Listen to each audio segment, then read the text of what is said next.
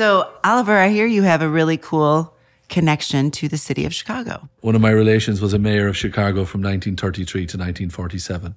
That is, and probably the one and only not corrupt mayor of Chicago, Edward right? J. Kelly. Well, Edward J. Kelly sounds like an honest guy. Very honest. So yeah, no, that's obviously my grandfather's first cousin was Edward J. Kelly. He was a mayor here, a Democratic mayor from 33 to 47. What brought him to Chicago?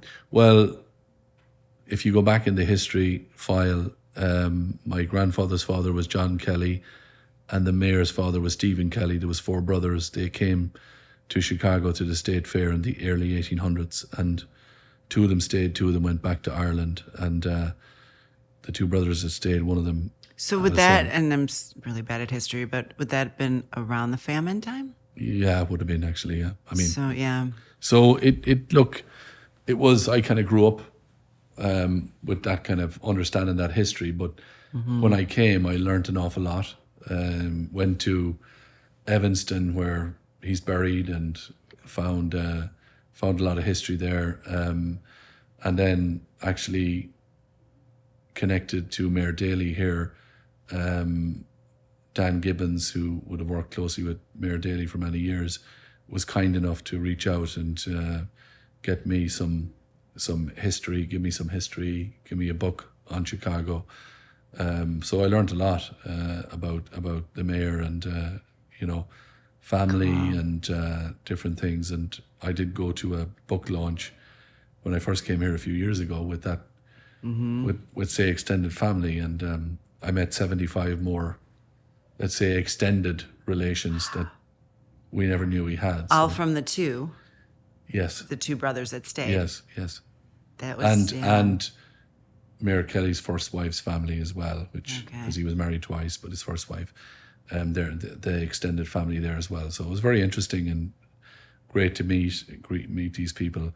Do you have a big family? I mean, do you have a lot of siblings in your? Yeah, family? no, I'm from a family of 6. 6, yeah, 7, yeah. But I'm the only one in North America, so the rest are in Ireland and England. Okay. Where did you live when you were in England? We lived first of all in Somerset, and then we moved up to Northamptonshire. So probably 3-4 years Somerset, and then the rest in. What's your favorite place that you've lived? Of course, I'd say Chicago. Yay! Without a doubt, is. And why? I just think it's, we never did the city life, and we don't come from the city either, as myself or my wife. But to do the city life thing has been really good. You can park your car on a Friday evening and just walk around for the weekend. Everywhere, yes. Especially as an empty nester. I think I'm that's not the point. there yet, though. When I'm here, I feel like as an empty nester, I would recommend it. Yeah, it'd be kind of hard to raise kids here, I think, but people do it. I mean, I think that's cool too. It'd be a cool way to grow up. Tell me your favorite pubs in Chicago. I have a few. Okay, Probably good. are not surprised to hear that. I have a few. The D4, which is Dublin 4, which is just on 345 East Ohio Street, which is a great pub. The Kerry Man, which is not too far away from it. And then there's the Galway Arms, which is actually up in Lincoln Park, which is another. So they're probably my 3 favorite Irish pubs in Chicago. Yeah. And why are they your favorite? What's special about them? Well, D4 is, I come out of my building, I walk across 50 yards and it's there. No way, that's perfect. Yeah. And the proprietor, Brendan McNeil, he's a great guy. He's always there himself and very welcoming. The Kerry Man, I go there to watch the different matches, whatever sports is on. Mick and Trevor, great guys too. And then Terry Gagan owns the Galway Arms, his music up there. And he also has some very, very early rugby games on in the morning, which... 8 a.m., 9 a.m., which is very hard to get. So yeah, you always feel welcome there. And of course, he's also a fellow county man of mine. So I'm from Galway myself as well. So that's beautiful. Good spots. I'd recommend them highly. And I think it's so true. When the owner and the proprietor's there, and it just makes it. You can tell when an owner's in the room, can't you? It's absolutely. It really gives it. They always look after you, and so it's this great service. They've all built great businesses. And good music. You said good music out. There's music up in the Galway Arms, yeah. I love Irish music. And during the week as well, which is hard to find.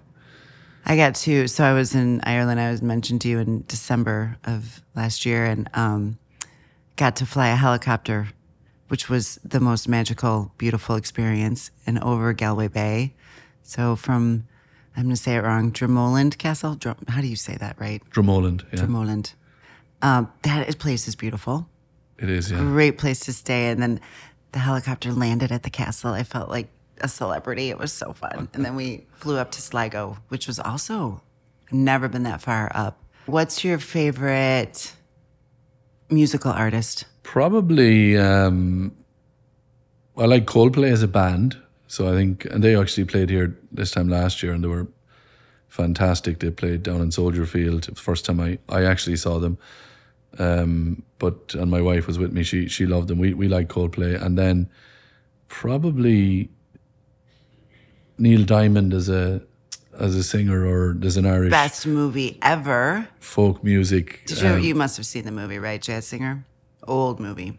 I think My I did girlfriend many years and I, ago. Yeah. like in 8th grade, would watch it over and over. I love that movie.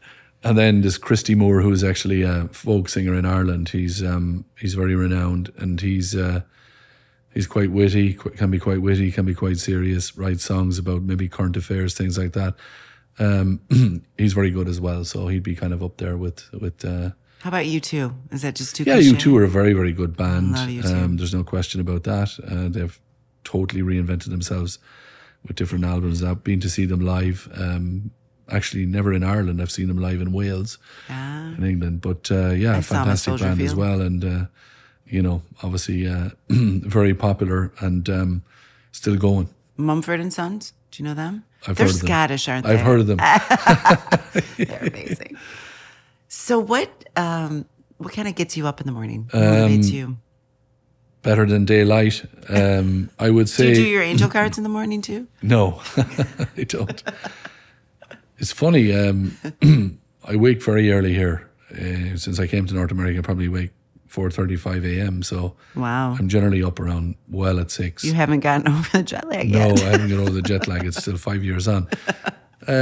Look, I really like what I do, and I feel every day is a different challenge. So, getting stuck in that, you get on the calls early. Obviously, if you have calls with Ireland, they're early because they're 6 hours ahead.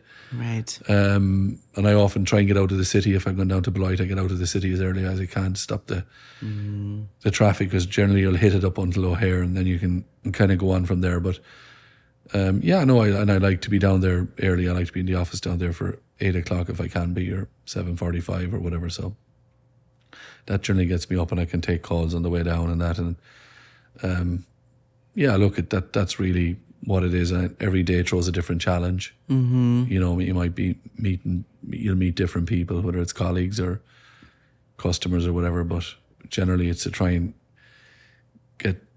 keep the plan going, keep things going, Yeah. and keep it on the right trajectory. And I think, similarly, I've been at Edlong about the same time that you've been at Kerry, and I always, so like 30-ish years almost, and I've never had a boring day, ever.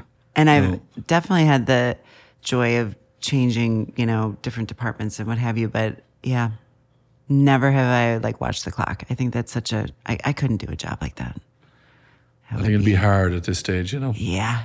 All right, I'm going to have you randomly pick a card, and let's see what this says. You want me to read it out, Jen? Yeah. If I could whisper something in the ear of my younger self, I would say, Ooh. go to America. Yeah, that's good. Don't wait until 2018. Yeah. Yeah, that's what I would say. If you could go out to lunch with anybody, alive or dead, who would it be? I've often thought about that, funny enough. I'd love to go out to lunch with Nelson Mandela. Yeah. I read his book, A Long Walk to Freedom, many years ago. And it was very inspirational. Obviously, there's lots of movies out there, whatever.